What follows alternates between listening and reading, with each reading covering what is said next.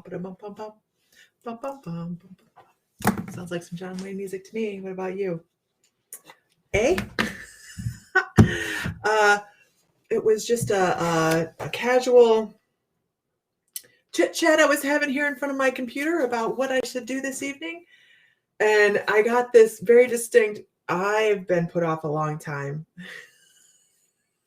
And it's really funny because really extremely cool guy, John Wayne, and I'm sitting here going, I'm kind of starstruck, right? I can't help it. It's John Wayne. And this has been supposed to go on for a long time, months now. And hello, and I've just kind of put off doing it, and this is the evening for it. So, hi everybody, this is the evening for it. So, I hope everybody is having a spectacular day, right? Everybody having a good day. Yay. I've been working on,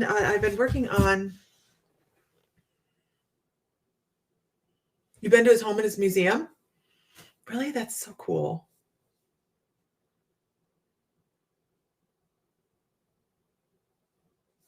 Lady drove up in a limo today and told me God wanted to bless me and gave me $30. Really? Isn't that cool? Congratulations. That's really a neat thing. That is a neat thing. Yeah, that's really cool. So whoop whoop, everybody. We're just kind of filtering in. So anybody that didn't watch this morning, I've been going over this footage and over this footage and over this footage. And I'm going to explain to you what happened. So this morning, I was late. So I was actually not late. I had not planned on getting on this morning because I had other things I wanted to do. So I've gone over the footage and I've gone over the footage. I cannot figure out what it is. It's not an orb and it flutters, but it has its own path and it emits its own light. So this morning's live, the coffee chat this morning, I had an energy behind my chair.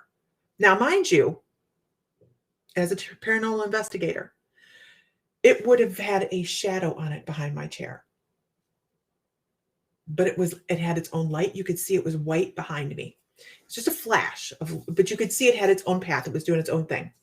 And I'm like, I didn't see that. I did not see that in the moment, you guys. Matter of fact, I didn't even see it when it was on this side.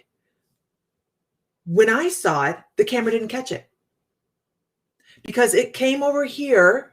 Okay. It came right across the front of me. Didn't see that. It came over here and then it did this and it come across the front of the screen. And then it did this and came down over here from here. Well, let's see. Cause it come around, it did this and then it went over here and then it did something like this from here to here. It's not on the camera.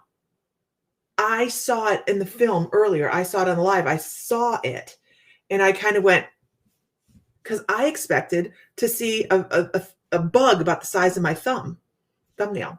And I'm like, or, it looked like in the camera when I saw it that didn't show up, it looked like a dandelion seed that floats, Anyhow, I'm going to cut it out of the video after I'm done this evening, maybe tomorrow. And I'm going to talk about it because it was just a really cool, not an orb. It's not an orb. It absolutely is not an orb. We're going to have this conversation. It looks like a fairy. It looks like a fairy. I shit you not. And I'm going, what? I never even saw this other part. The part that I saw wasn't on the camera. So anyhow, it was really cool, and I will cut it out. It's just a really interesting. My connection. Why is my connection afflicted lately? Okay, so it is at 5 minutes and about 25 seconds. About 5 minutes and 25 seconds into the video this morning. 5 minutes and 25 seconds. You'll see it behind me really quickly first. Like it's behind me and it's brighter back there than it is up here. Well, no, not really. It isn't.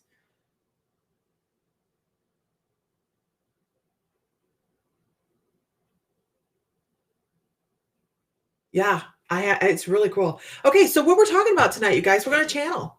We're going to do some channeling. We're going to do some reading. We're going to move forward with that, right? Hi, everybody. Hi, everybody. So I was sitting here getting ready to write down and change my description and see what I wanted to do. And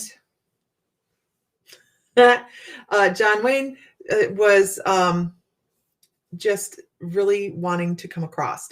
So he's really kind of impatient about it. And I don't know why. I have no idea what he wants to talk about. I know. Anywho, I have no idea what our line of conversation is going to be about. But I do know that there's going to be a message here to start with. And he's talking about, yes, his name was Marion Shirley Shannon. He did not really care for the name Marion. He didn't care for the name Marion. He didn't hate his name. But it was, he actually, I feel like he felt like he disappointed his dad when he changed his name.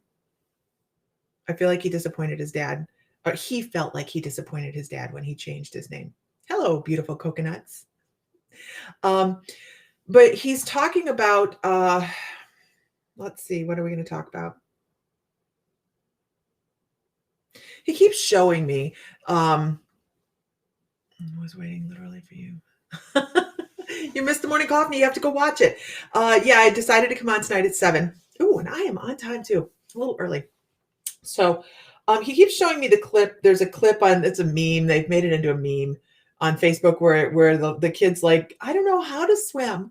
And so he grabs him and he throws him in the water and mom freaks out, right? Mom freaks out because she's like, he doesn't know how to swim. He's like, well, do you? And she just kind of, so manganadas. What I find significant about what he's trying to tell me with this is we're at a position in life. This thing keeps telling me my internet is funky. So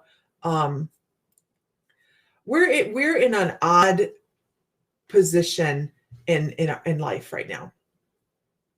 As a human race on our planet, we are all discombobulated at the moment, and we are running in our own little circles a million miles an hour, getting nowhere. So it's almost as if he's going, we're going to learn to sink or swim. We're going to learn to sink or swim. And it's just a matter of how we're going to figure out our own personal way, because our way isn't going to be the next person's way, of course, or the person across the country or the person across the world's way, right? Because we have so many different factors. Every single, I know, I command you not to freeze. Every one of us has factors that go into our lives that influence every decision we make. Okay. Yeah. What's really funny earlier, Aaron, just before that thing came across my screen this morning, my internet glitched again. So he's talking about that lesson. How many of us are learning how to swim in our new world? And I really cannot stand the thought that things won't go back to the old normal, or not, and I don't want to say that some things haven't improved, like family connection has improved. I don't think that everything's going to return to normal. Okay. We do have a new set of life rules here, but he's talking about how are we going to release some of the negative behaviors that we have picked up in this as well. There's a lot more hating going on. There's a lot more hate, and people are cooped up. They're cranky, all those things. What's odd, Aaron? Yeah, it's an adjusted normal. And he's talking about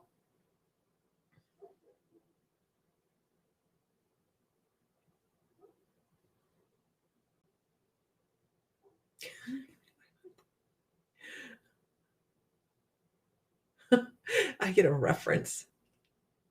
You have to learn to tread water first. He's giving me a reference that if you guys don't wear cowboy hats, then you may not understand.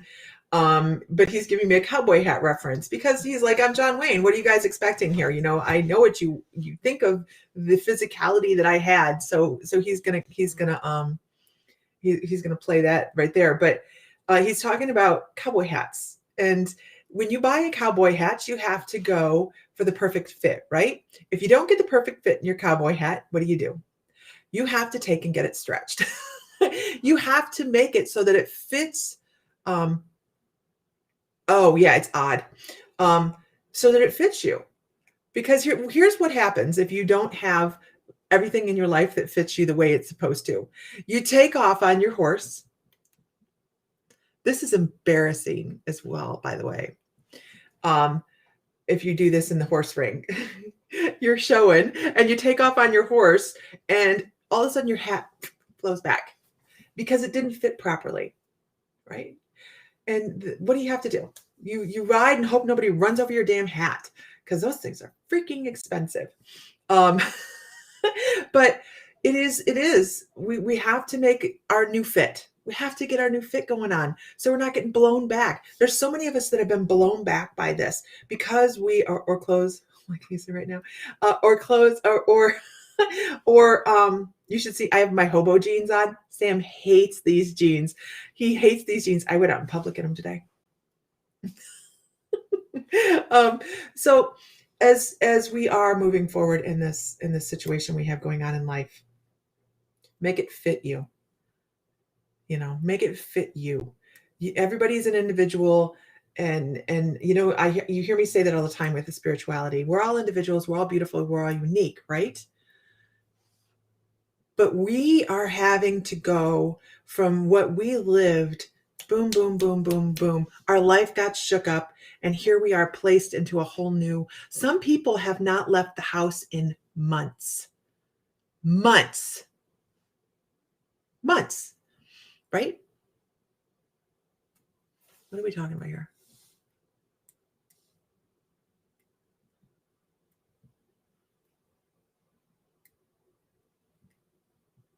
Gotcha. Your stepdad was a wisecrack.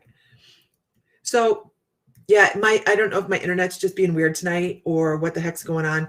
This was an impromptu last 5 minutes before I started decision, you guys. And I did. Yep, I did. Okay.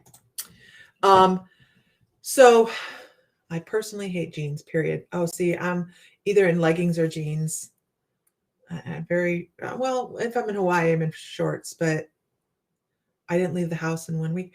I'm too much of a wanderer to be at home for very long. Mm-hmm. So I'm going to ask you guys to start typing in questions. Okay, start typing in questions.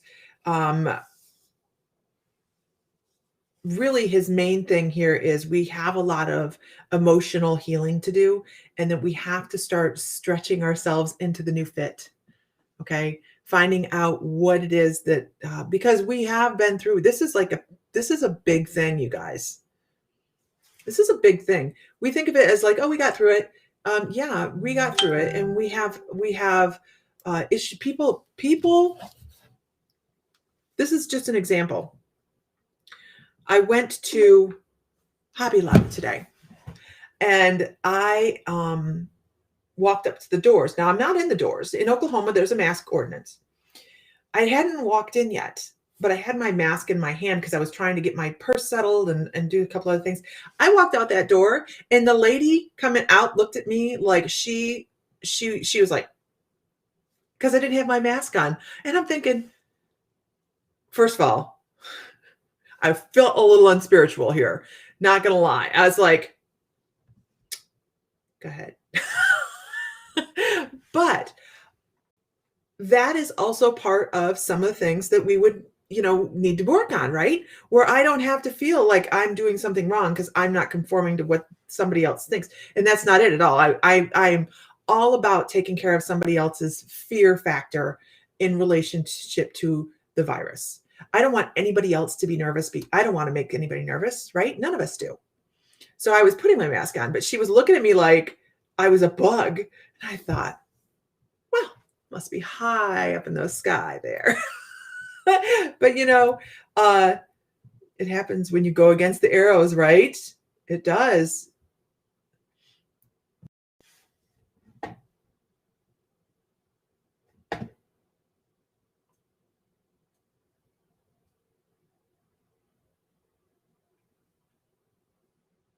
Hi, Sally Ann.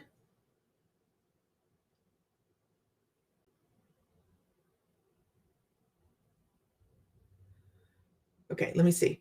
I'm going up here. If you guys have questions, this is more of a, he's just kind of standing here patiently waiting. One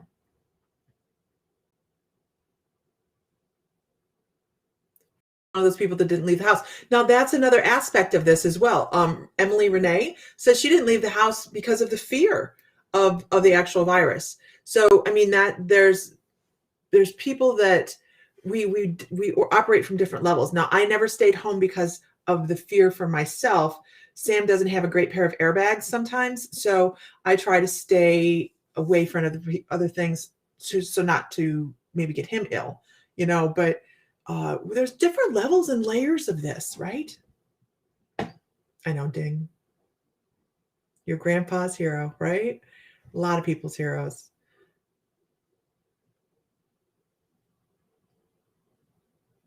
So many. Yes, there's going to be some recovery going on.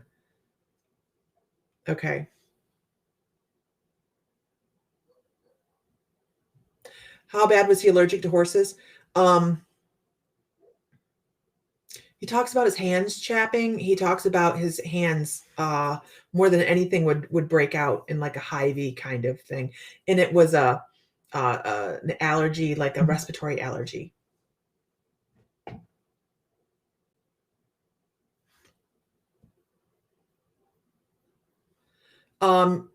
Kelly, on the other side, I mean, there's no judgment on the other side. So that was part of his lesson in this lifetime. And I think uh, I have to say, I'm getting a little shit right now. I'm getting a little shit.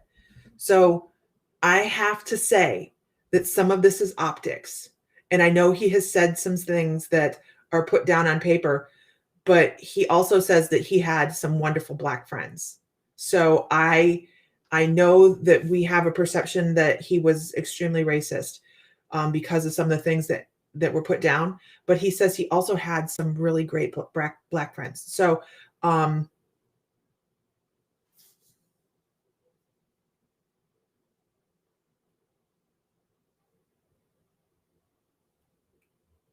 and he talks about being strength of character. He talks about strength of character.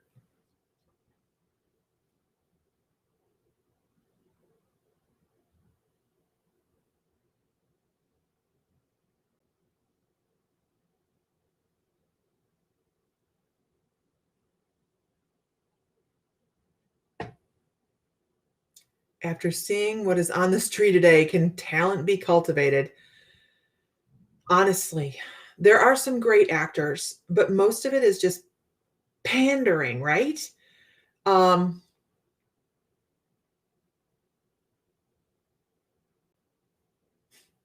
he says, what is a good actor without a good role? There's not a lot of good roles available right now. There's a lot of replays and a lot of remakes, and there's like a jewel of a role coming up in the next 2 years that is going to take somebody that's pretty much a kind of a mediocre person that you would think of and really skyrocket them. So he talks about there's great actors out there, but mediocre roles.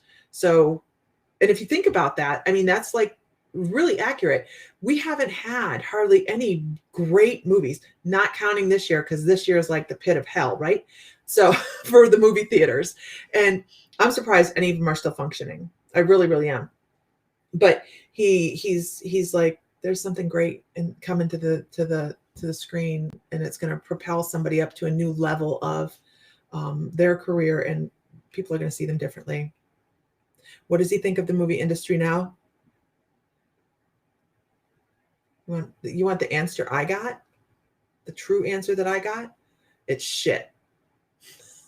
It is, how's he saying this? Glitz, glamour, superficial, and no substance. That's his words.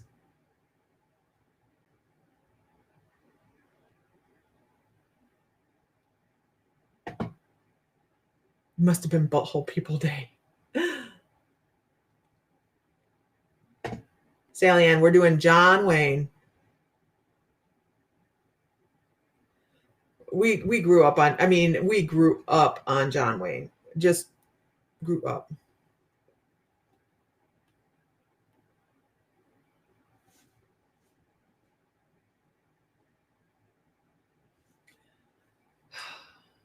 Gene, Mr. Wayne, how about a Cowboys sequel? You know what? What an amazing movie, right? That was a good movie. And he keeps talking about Rio Lobo. He talks about Rio Lobo. I'm not quite sure why we keep going to Rio Lobo. We'll get there. I don't know.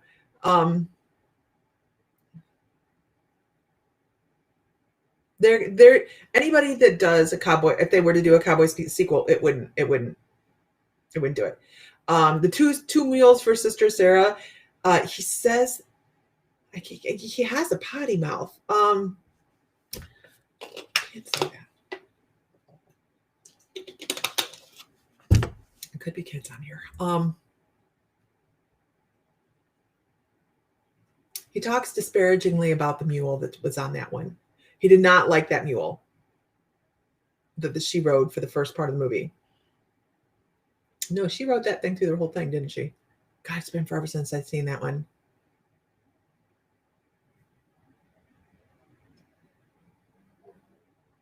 This is why I was waiting for the Rio Lobo. I knew this question was coming because I was kind of running this through in my brain a little earlier. I'm like, I wonder what kind of questions were, because someone's going to ask what your favorite movie was.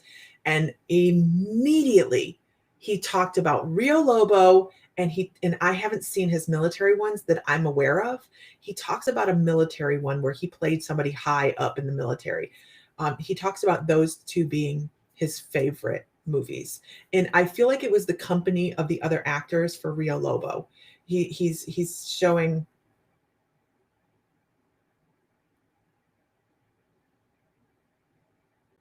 Is it Rio Lobo or Rio Bravo? He keeps showing me the guy. Shoot, what else has he been in? He's been in like everything. Gosh, I can't think of him.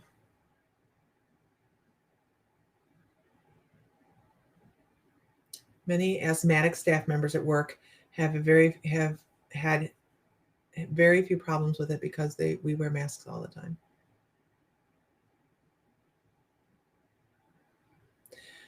Who did he like making movies with the most? Oh, I don't know her name.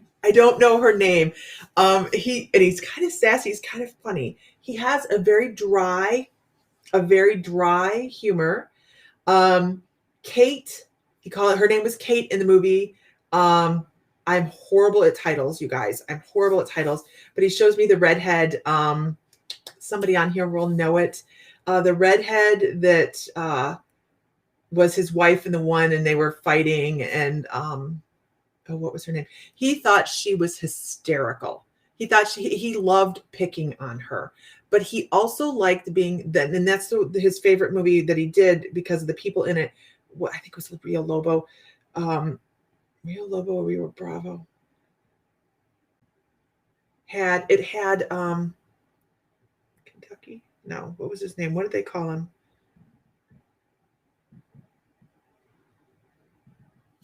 Memphis, or he called him his city. He called him a state name. I can't remember his name. He's still an actor today. I can't think of his name, but he was young and he wore this funny hat, and people were picked on him about the hat. I can't remember, but he talks about the hat, and he talks about that particular guy. He liked working with that guy.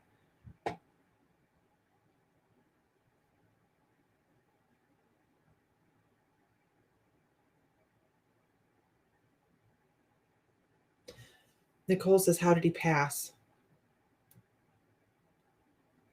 This is a really good question because I have no idea. I I did no pre-work on this because you're not supposed to, right? I mean, that's I don't even look crap up anyway. So, God, that sounded horrible.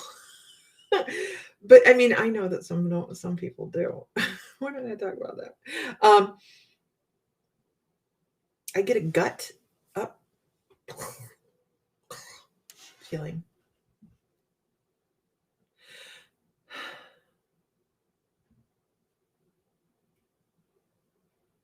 I don't know if it's I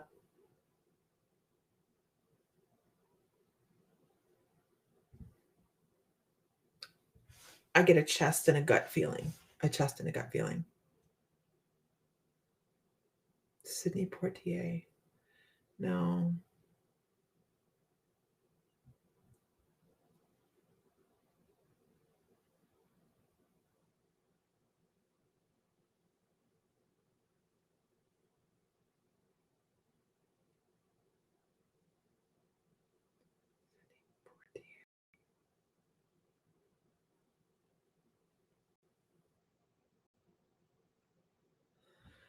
Aaron Kilmer, he says he likes a good joke. I don't know who Sidney Poitier is. God, this name sounds familiar. Was he ever on Saturday Night Live? Does anybody know if he was ever on Saturday Night Live? He's like, I can do a joke. I don't know.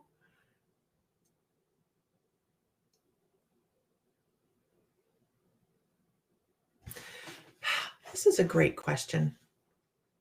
Does he like George Strait's music?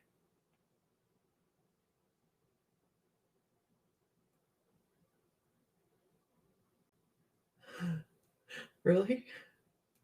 It's funny. I get a eh. I would have thought the answer would have been yes, right? Because it's not too what some of the stuff is now. But he goes, eh. Actually, he gives me a soft, jazzy sound. A nice, sweet, swingy, jazzy sound. Not like jazz we think of modern jazz, but like old jazz.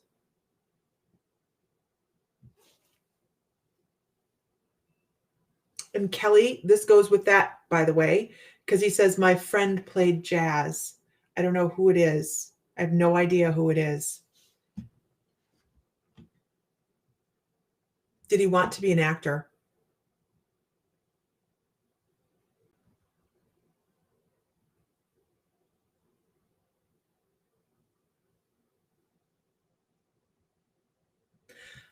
So here's what I have to say about that question.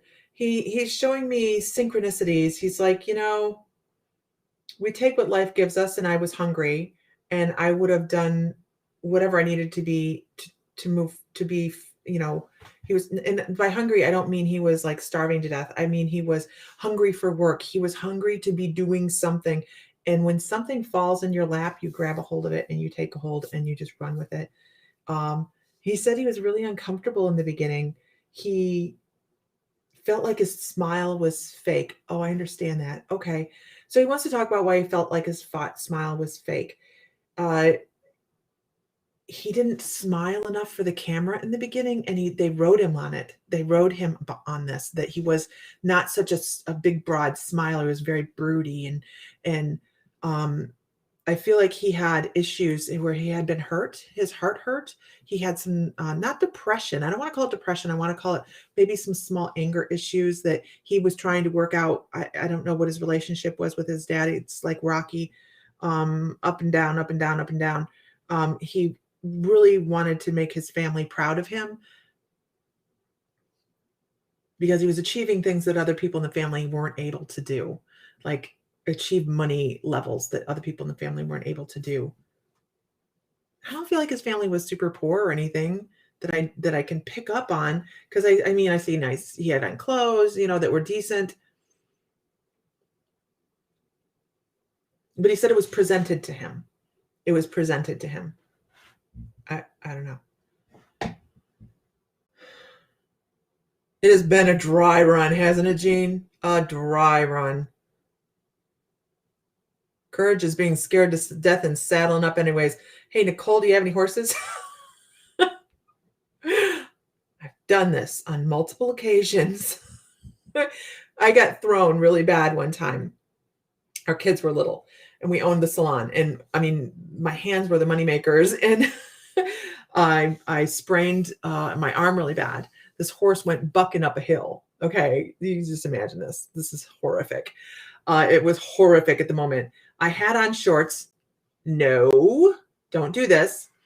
I had on shorts.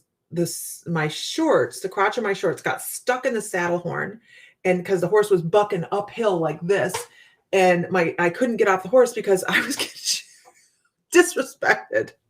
And so the horse goes bucking up the hill. I grab the rein. I pull the horse down around. This is relevant, really. I pull the horse down around. I pull its head down around. Horse crumples to the ground with me under it. Yay. And big, huge, massive animal.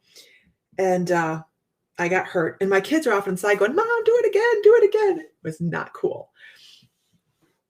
It took me like 8 years to get back on a horse. Seriously. And I'd go to get on and my whole body would be shaken. You know, I was terrified, absolutely terrified. So there's a lot of relevance in that statement. A lot.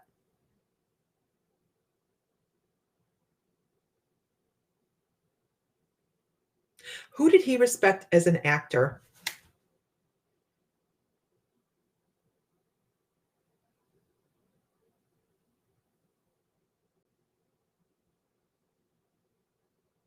I do not know if he knew Charlie Chaplin.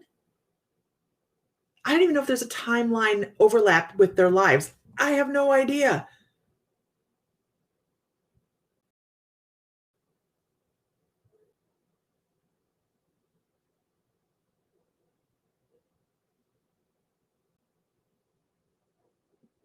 He talks about it. He talks about watching Charlie Chaplin movies. I don't know if he actually shook his hand or became his friend or anything like that. I have no idea. But he talks about that guy was smart.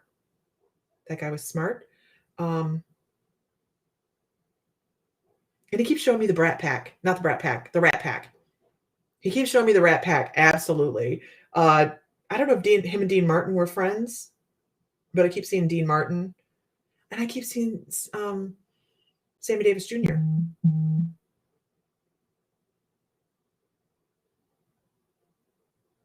And he keeps showing me the Rat Pack, and he says he was fond of them not because of some of the cinematic things that they did either. It was a buddying around kind of thing, a friendship kind of thing, that closeness with them for something. I'm not quite sure. He was part of a golden age, wasn't he?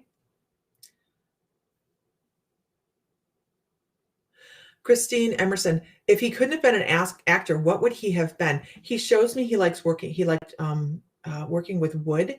I don't know if this is something he did as a relaxing kind of thing, but I feel like he liked working with wood. I feel like he would have been in construction. I feel like he would have been in some sort of design and construction.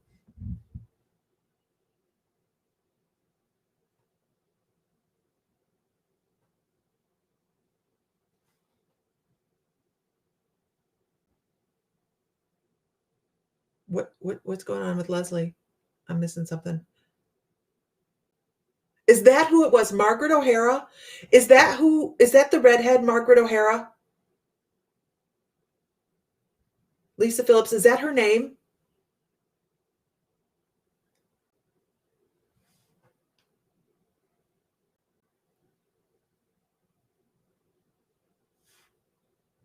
Yeah, I think that's her name. He enjoyed working with her. She was fun to poke.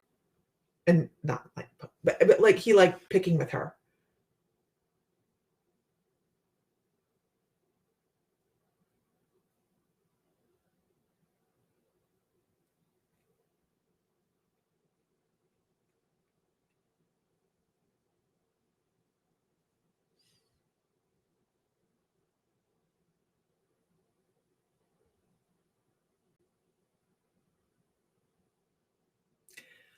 Gidget, I'm trying to get the answer on this. I'm getting like pictures of pitch black.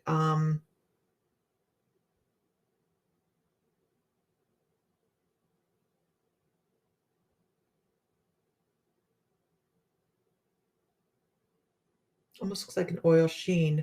I don't,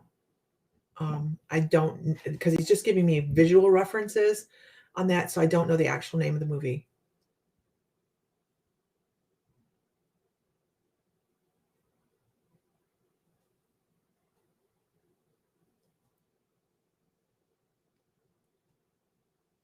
Dean Martin, yeah.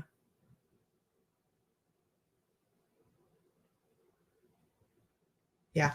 Darla Ross, John Wayne made a lot of movies in the High Sierras near where you live. I believe your papa had the pleasure of meeting him. Oh gosh, and as I read that, I just got the biggest chills because one of the things that as I was coming up and I typed this in and decided that I was going to commit to this tonight, he shows me a lot of trees and he talks about even though he was really allergic to horses, that some of the most memorable and enjoyable times he had shooting was when he was just walking through some of the high mountains and on his horse and just a relaxing moments where they were just trying to get clips and things like that. Um, the silence, the quiet, uh, yeah. The massive trees, just the peaceful tranquility of the area. And he talks about the quality of people as well. Leather necks. Leather necks.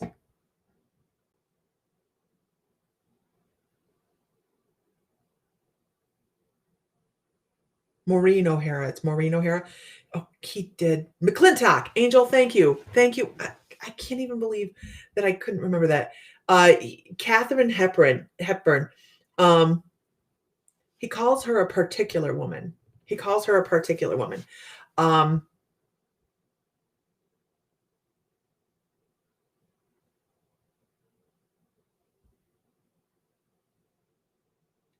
and this is, I don't know if this is an occurrence. I don't know if this actually happened or not, but he shows her standing there and she was like so focused on something, just so focused on something. She was definitely a woman in her own right.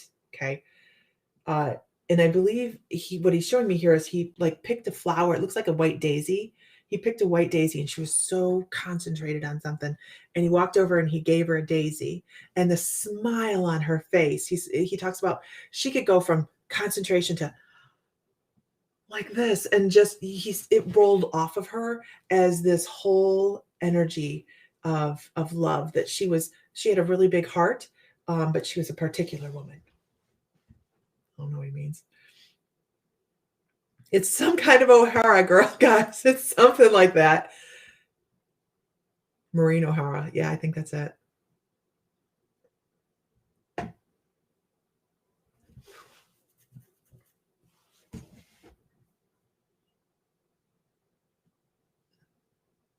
Paper said cancer. Then that would be that it was probably lung cancer. The shortness of breath. What is behind me? Oh, it's my smudge wand. It's my smudge wand for my shamanic work.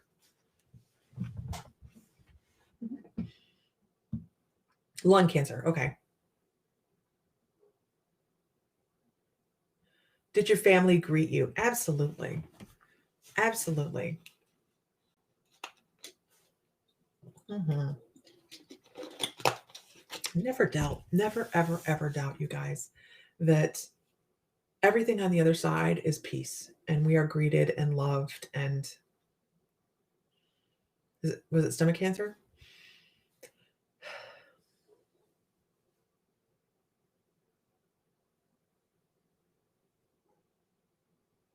What is going on?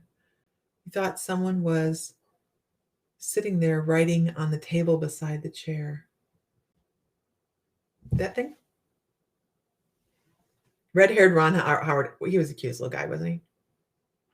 The Shootist. He says The Shootist was the hardest movie for him to tape. Oh, okay. That's relevant. When I say it's the hard, it was actually physically the hardest movie for him to do physically. Emotionally, I believe at that point, he must have known that that was his story on the screen, actually. I believe he probably knew at this point because it's almost like he goes, "This was my goodbye. This was my goodbye," and it was definitely his moment to be able to say goodbye to the public, basically.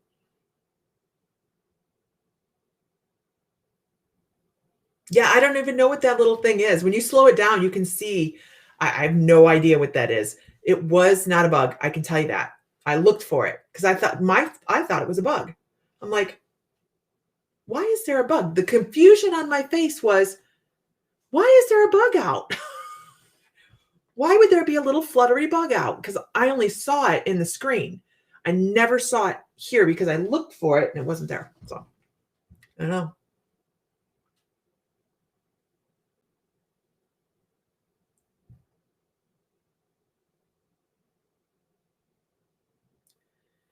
He's a short black man with a hat, and he was on the Cosby Show too. Who was? I'm so far behind in comments that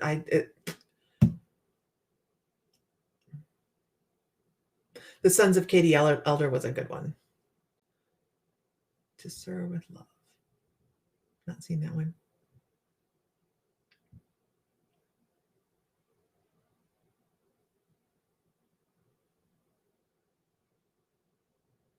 Yes, that was Clint Eastwood.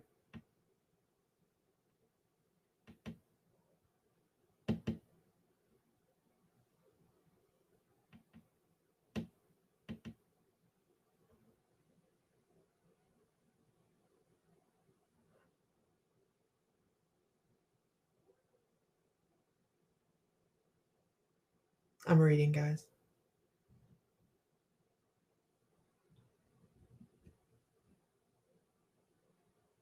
I'm so confused.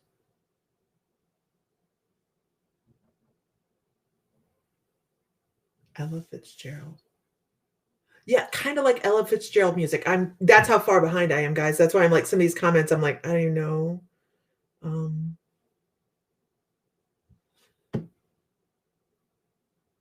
oh, I'd have to look up who Sidney Poitier is. I know the name. I just guys, I have really no idea. Right? Pilgrim. Did he enjoy doing comedy?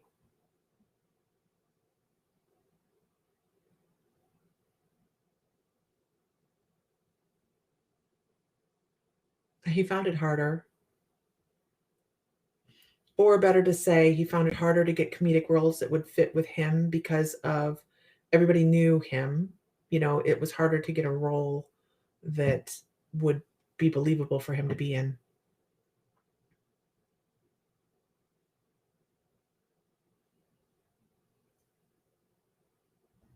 I'm so lost.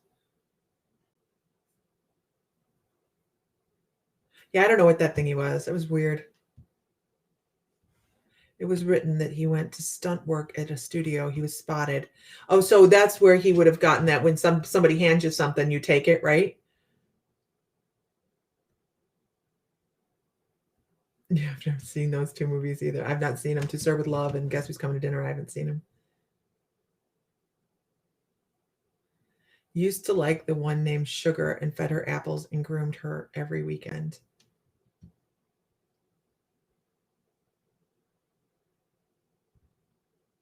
He calls them mules.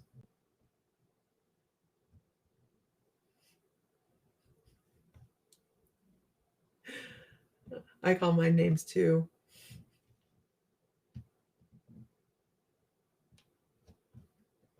He worked with Lucille Ball.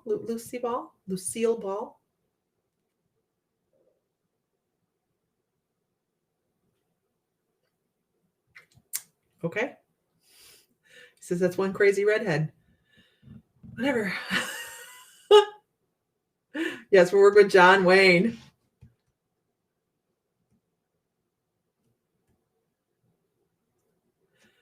Okay, so I'm just getting to the Chaplin thing here. Chaplin Studios. Did he know Charlie Chaplin?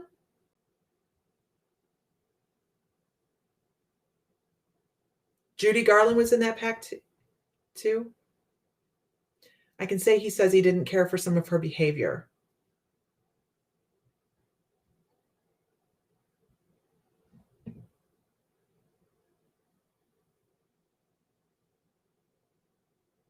Really? Marie Gann says, yes, Charlie Chaplin was alive in 1970s. My cousin presented him with an Academy Award for Lifetime Achievement. How cool. So there was significant overlap because John Wayne didn't pass away till 1979.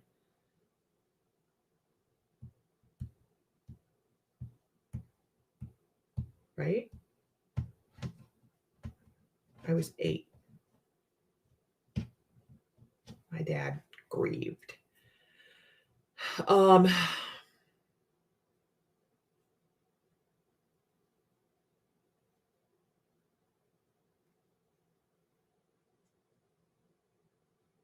We're back to Maureen.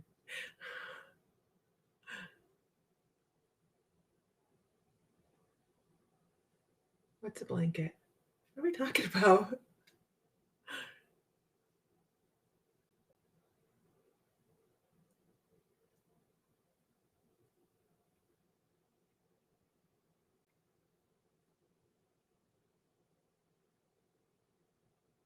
I'm so confused. Laughing at spaghetti westerns. Yeah, the spaghetti westerns were um, a necessity of the time, but they really are kind of like a cult classic kind of thing now, where you either like them or you don't like them. Off brand actors and low budget, all done over in Italy because that's where they could hire people to do it super cheap, and it was cheaper to tape over there. So the spaghetti westerns really have their own little niche and genre in westerns. That is not from John Wayne. That's from watching a lot of spaghetti westerns when I was a kid. Christine Emerson, what was one of the most important lessons that his father imparted upon him as he grew up? It was that the only person that you can hold accountable for your actions is you. You did it. You did it. Don't know. You didn't like a scapegoat. And there was a moment that I swear someone was sitting there writing a note. Behind me in the chair?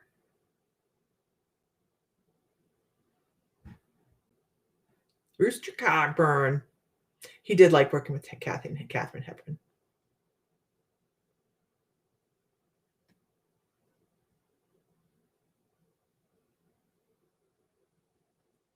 What are you guys seeing?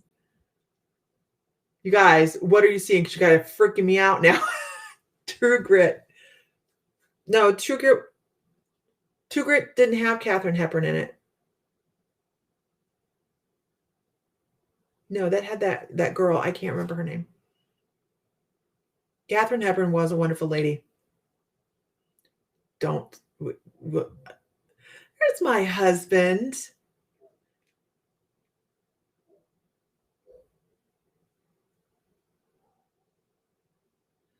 Question for John: What are your thoughts on rodeo?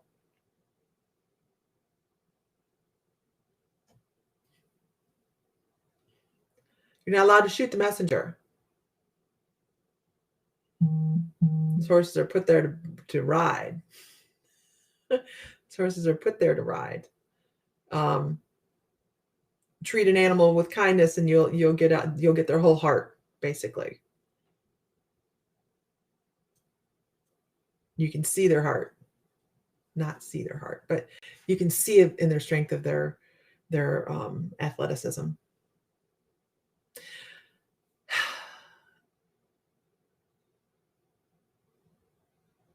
Yeah, I guess that was a sequel, wasn't it?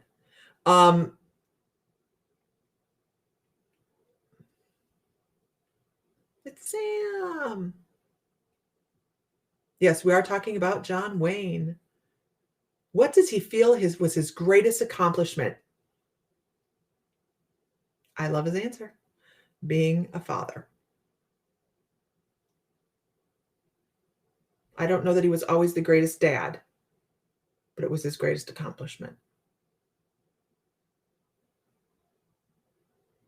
Was it stomach cancer? This is how far behind I am now. I don't know how long Sam's been on, but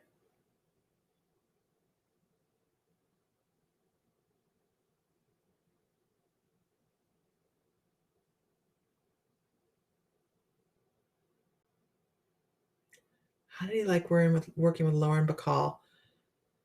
Lauren Bacall is, who is that?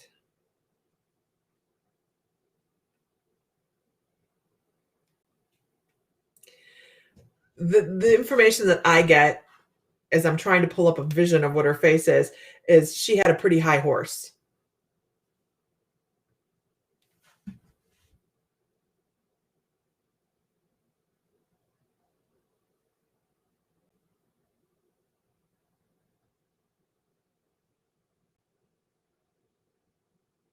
Oh my gosh, really? 40 pounds. Oh, mm.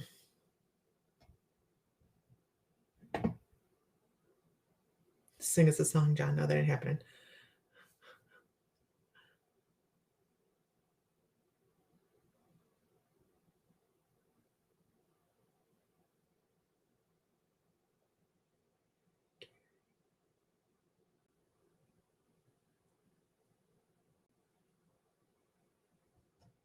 Was Harry Carey his co-star's name? He just says nah, nah.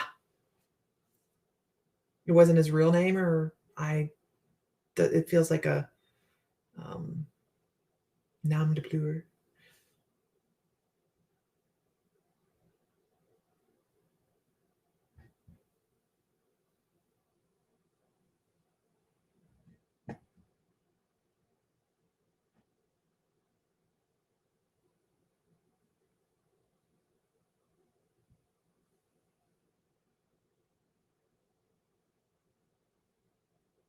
I'm still on that one because I'm like, they call him Harry.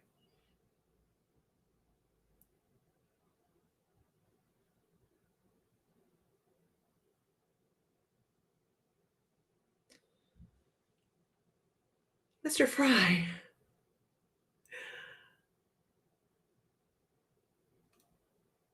I know, right? Sarcasm. Typecasting. What? He called horses mules. Wow. I'm just now getting to more Chaplin comments.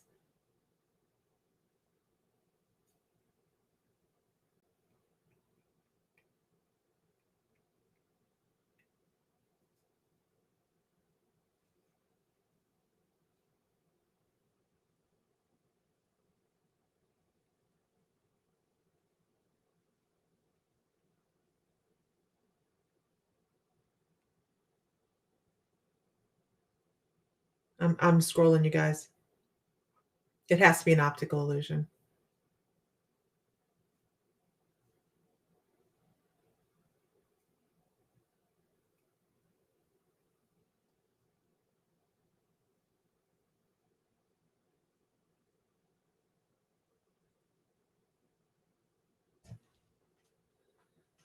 I can't see it. The green blanket on the red chair. Guys, I don't have a green blanket on the red chair.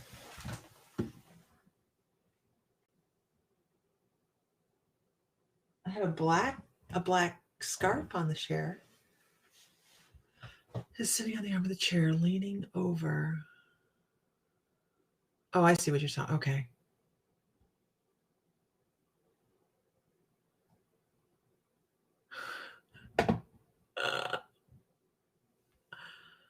She wasn't a nice person. I don't know. Yeah, probably not. Doesn't sound like it.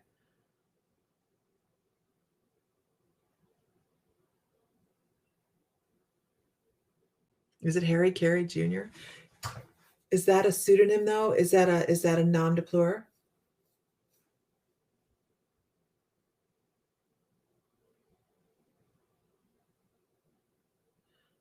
What was it like wearing all the cowboy costumes? Comfortable.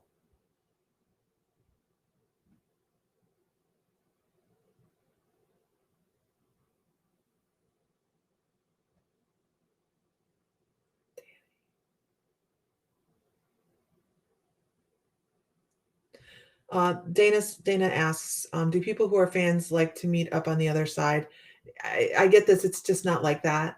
It's like, it's just not like that. It was a human experience, and I don't know. It just seems elevated above that.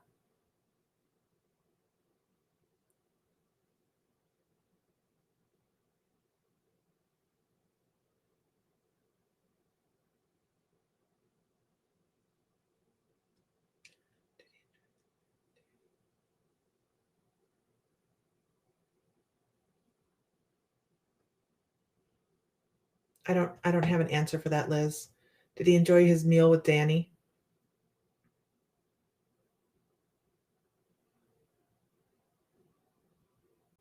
I don't get any answer at all.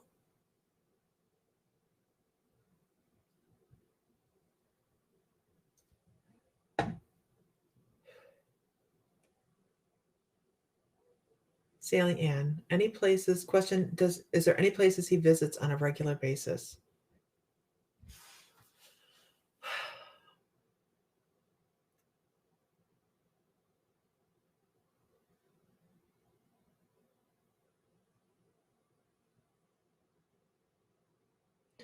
He checks in on his extended family, um, for certain, and then he keeps showing me sitting on the sides of mountains, enjoying the scenery.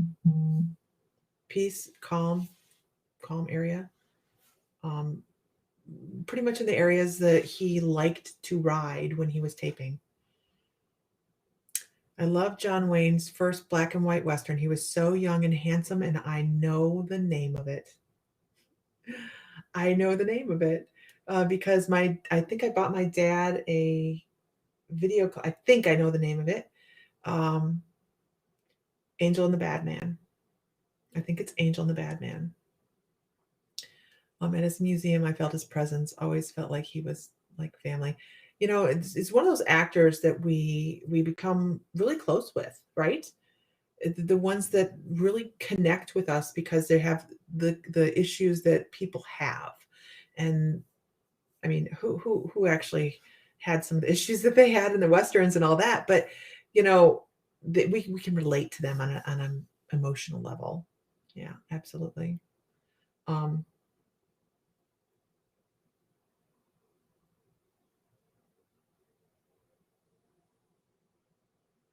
Gosh, I wish I could remember the name of the guy he liked working with.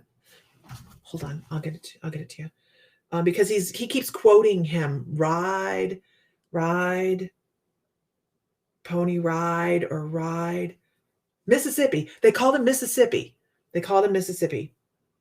What was his name? He's still alive. He liked working with him. John Wayne. Oh, what was that movie? Rio Lobo? Rio Bravo? Rio Lobo. Gosh, what's his name?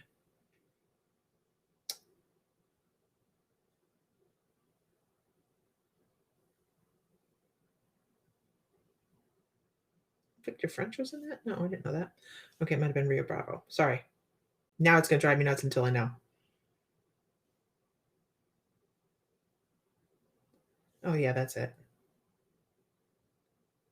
Nope, that's not it either. Fry, Mr. Fry. What is the name of the guy that played Mississippi?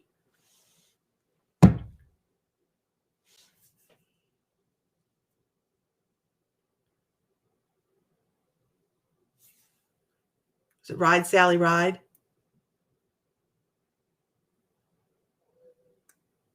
Not John Ford. Gosh, what is his name? It's gonna drive me nuts. So now I've got to look it up. Um, with character. Nope, not Robert Mitchum.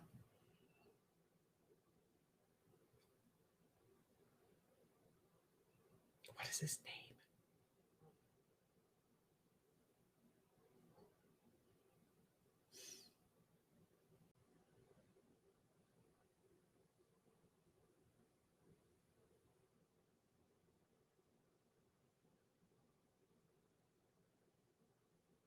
Yeah, there was a fight scene. Now you see here, I'm just going nuts looking for it.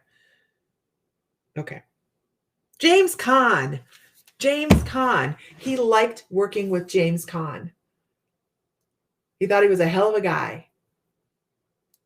And also, I can say that he knew that James Caan was going to have a long history yeah, James Caan was Mississippi. He felt like he was going to have a long career, that he just felt like he had a lot of potential. Traherne, something else. Yeah, he had a long name, but he just felt he had a lot of potential. Yeah. Yep. James Caan and El Dorado. El Dorado. All right, guys, with that, I'm going to close this out. I still am working on Reiki, getting that out tomorrow. So that I'm working diligently, trying to make that happen. So I hope everybody has a wonderful evening. And I'm going to go close this out and thank Mr. John Wayne for really wanting to come across and talk.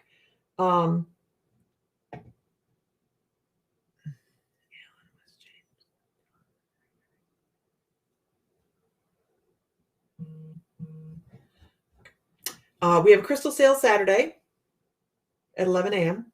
I think that's the time I put on it. Yeah, pretty sure. Let's see what else. Reiki 1 comes up tomorrow. Later, pilgrims. Yeah, it's that walk, right? Thank you, Big John, the Duke. All right, guys. Talk to you guys tomorrow, right? Everybody have a good night. Find joy, find light, feel blessed, all that good stuff. And we will talk again. Bye.